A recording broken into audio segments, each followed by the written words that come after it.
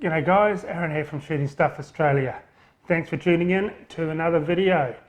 And unfortunately today we are reporting on yet another gun ban. But before we start, you can find us on Instagram and Facebook, and please hit that subscribe button and like this video. I really appreciate it. So last week we had the police banning guns up in Northern Territory. So they just don't want us to have anything. This time it is the most pathetic thing I've ever seen. Banning an accessory, the bump stock, for semi-automatic guns. Only like 1% of Australia can get their hands on a semi-automatic rifle. They're banned here. You just can't get them. So why are they banning the bloody bump stock? To me, this is a complete waste of time and money. All it is some pathetic politician down in Victoria beating his chest and just saying, look at me, look at me. It must be coming up for election time, obviously. So we'll just jump straight into the article. I'll read a few paragraphs of it and I'll give you my opinion on this. So, rapid fire. Here we go again. Let's get that catchphrase in. Rapid fire gun attachments that turn rifles into semi-automatic weapons. Well, bump fires work on a semi-automatic rifle to start off with. They don't work on a bolt action. You can't bump fire a bolt action. It's absolutely impossible. A bolt action is a one shot only until you physically cock it again. So straight off the bat, this is a complete misinformation and non-factual article. Obviously no research done, or they just don't care about the facts. I think it's all a bit of everything. And here we go again. It didn't take long. First paragraph. Let's bash America's gun laws. Semi-automatic weapons that were used by the gunman in Las Vegas mass shooting will be banned in Australia. Well, what is the point of banning a plastic bump stock for a gun that nobody can really get their hands on? People with their Cat D and pest control licenses aren't going to buy a bump stock. This is just a complete waste of taxpayers' money. We're paying these pricks to govern the country and make this a better place, and this is the sort of crap they come up with. Pointless, totally pointless. The move is a part of a gun crackdown at our borders. Yep, good old Border Force again. Obviously they've had a little cry. Which will also see tougher rules for serial numbers on guns shipped into Australia so police can trace overseas weapons. Well, God knows what that means, but we will get a bit into that a bit later. The crackdown is the brainchild, or brain fart, of a former policeman. Oh, well, there you go. A former policeman. Yep, Jason Wood, the Assistant Minister for Customs, who said he was unwilling to wait until it is too late. Too late for what? Criminals have guns. They have all the semi-automatics. Legal people like you and me don't have these guns. And what? How many people have you ever heard how many pest controllers have gone on a rampage with their Category D guns? Nothing at all like that has ever happened. And here's something really, really surprising to me. Probably the most surprising thing on this entire article. Bump stocks, and once again, let's bang on about the Americans, that were used in Las Vegas are banned in some states, including Queensland and South Australia. But they are not banned in New South Wales. Jesus. So you can get these death machine bump stocks, little bits of plastic that go onto your that replace your bump stock on a semi-automatic gun that you can't actually own here in New South Wales, the same state that bans adjustable stocks and folding stocks, but yet you can have this legally. That is pretty shocking to me. I thought New South Wales would definitely be the first place to ban them. Not taking a dig at New South Wales, but they just seem to love to ban everything down there, firearms related. And once again, geez, we cannot have a gun story without John Howard.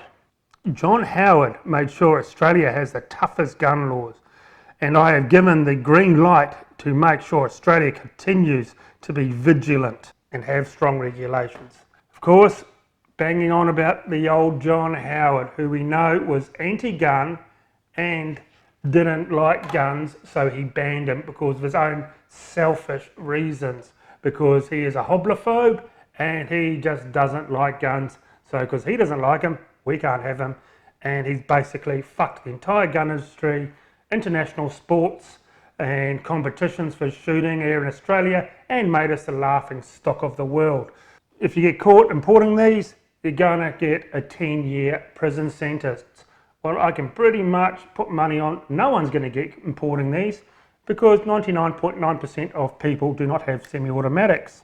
Before implementing the change, Mr. Wood met with more than 15 stakeholder groups, including the Australian Federal Police. Well, I thought the police weren't meant to have a say in laws or be influencing or talking to politicians about laws. They're there to withhold the laws, not to have their say on them or influence and make laws. The National Firearms Dealers Association, I'd like to know what they said about this, whether they supported it, and the Sports Shooting Association. So obviously it's meant to be the Sports Shooting Association of Australia, the SSAA. There is no Sports Shooting Association in Australia. It is the SSAA. I've checked up on that. There is no such thing as a Sports Shooting Association. So obviously it was a typo on their part. And on the Daily Telegraph, he has said, I have consulted widely with the key firearms stakeholder groups. All supported the ban. And of course the Alana Madeline Foundation, which is a notorious anti-gun group, and they are trying to ban absolutely everything in Australia. That group is just the epitome. They're along the lines of Gun Control Australia. And there you have it. The shooting organisations that are meant to be standing up for us, agreeing with bans. Trust me guys, later on it gets even worse. Of course they just roll over. Take what you want, we don't care. Just take them, ban them. Just don't hurt our business model. Make sure they have to belong to a club like ours to hold a gun licence. Just don't hurt our business model. That's what these idiots, all they care about. They don't care about our rights or what gets banned. As long as we just have to keep on paying to belong to the association to keep our firearms licences. That's all they care about. The NFA is an absolute fucking cash cow for these clowns. And it goes on. As a part of the crackdown, new rules will also be put in place standardising serial numbers on imported weapons. They're not weapons, by the way, they are firearms. And ensure the identifying numbers are in the same place on each weapon. So to me, that is just a way of banning guns. You really think Ruger or Remington or any of the large companies are going to give a shit about Australia, who is just a minute speck on their radar for sales?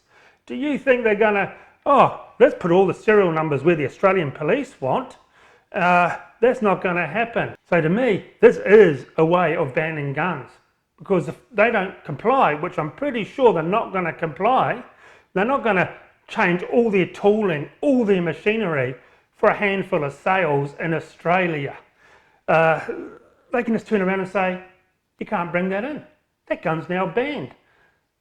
This is a bad thing. Actually, this is the worst thing in this article. This is just a hidden way of banning guns. This is what we should be concerned about. And this is what SSAA, Shooters Union, Fisher and Shooters Party ought to be kicking up a stink about. But what have they done? No, agree with it. Yeah, whatever. Yeah, just don't hurt us. Just, if you're going to ban it, ban it. This is the part they need to be standing up. Once again, what have they said? Absolutely fucking nothing. It's just ridiculous, absolutely ridiculous. So this is the actual real concerning part to me. The bump stocks is absolutely irrelevant. This is just a little hidden bit of agenda slipped in there of a way they can ban guns. This is what we should be very, very concerned about. Okay, and I expect I will get the same questions.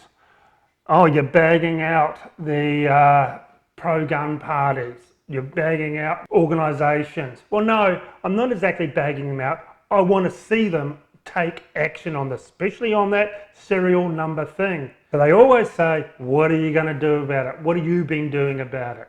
Well, I get paid to put plaster on the wall. That's what my business does.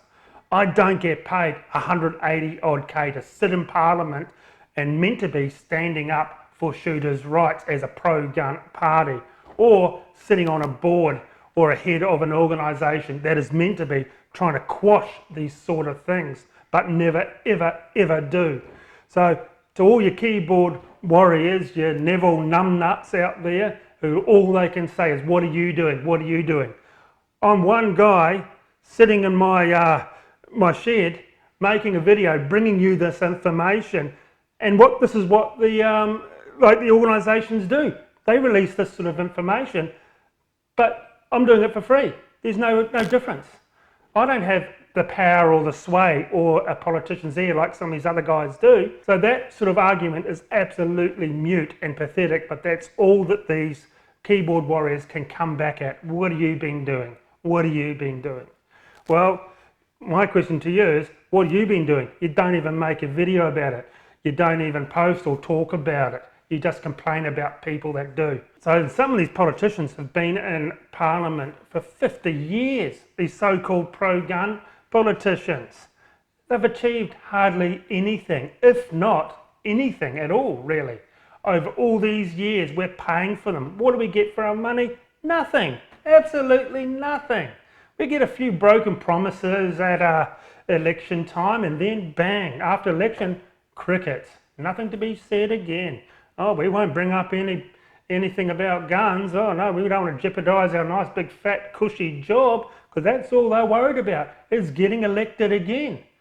And talking about wanting to bring back and quash the NFA and bring back our gun rights is not a good way of getting in, because they've brainwashed the idiot public that guns are bad.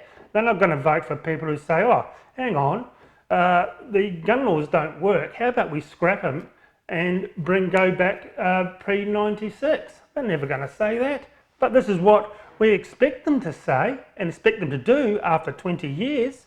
They've just done absolutely nothing in my eyes. Nothing at all. So I'll just finish off by saying, do not be fooled by these organisations or these pro-gun politicians.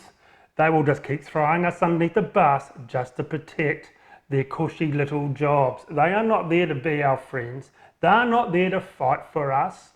Like most politicians, they just want to cruise along and keep their nice big fat paying jobs. So thanks for watching, guys, and listening to my rant, and I will see you in the next video.